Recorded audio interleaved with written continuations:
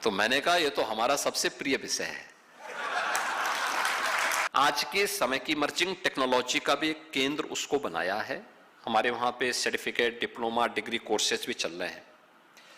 लेकिन महत्वपूर्ण क्या था, ये भूमि उत्तर प्रदेश पुलिस की ही थी, लेकिन इस भूमि पर लखनऊ का एक कुख्यात माफिया कब्जा कर लिया था और गवर्नमेंट उससे भाग चुकी थी, क्योंकि गवर्नमेंट के संरक्षण में, पिछली सरकारों के संरक्षण में वो माफिया इतना प्रभावी था कि उत्तर प्रदेश पुलिस की हिम्मत नहीं हो रही थी कि उससे खाली करवा ले। जब उस भूमि के बारे में एक दिन मेरे मन में आया 2017 में, मैंने कहा यार इतनी बड़ी आबादी का राज्य है, केवल 4 हमारे पास FSL फॉरेंसिक केवल लैब हमारे पास 4 हैं, कैसे चलेगा इतना बड़ा प्रदेश।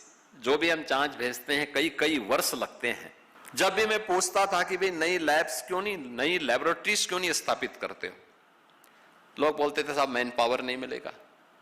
मैंने कभी इंस्टीट्यूट को स्थापित करो, अच्छा पैकेज दो, ये हाथ पे हाथ धरे रहने से नहीं होगा काम। एक दिन यूपी के डीजीपी, और देखो डीजीपी भी कब लेके आए, जिस दिन रिटायरमेंट के ठीक समय में वो मेरे पास एक फाइल लेके आए। तो मैंने कहा ये क्या है, मैं सोचा कि हो सकता है कि अपना एक्सटेंशन का लेकर के आए होंगे।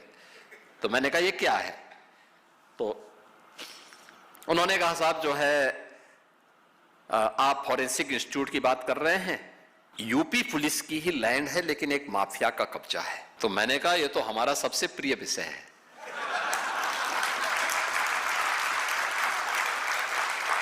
तो वहां से उन्होंने कहा क्या मतलब, मैंने कहा बस मुझे दे दीजिए, मैं इसको ठीक करवा देता हूं। अभी आप आश्चर्य करेंगे कि 120 एकड़ लैंड है वो, एयरपोर्ट से मुश्किल से 3 किलोमीटर की दूरी पे। उसकी कीमत कैसा आपको पता होगा।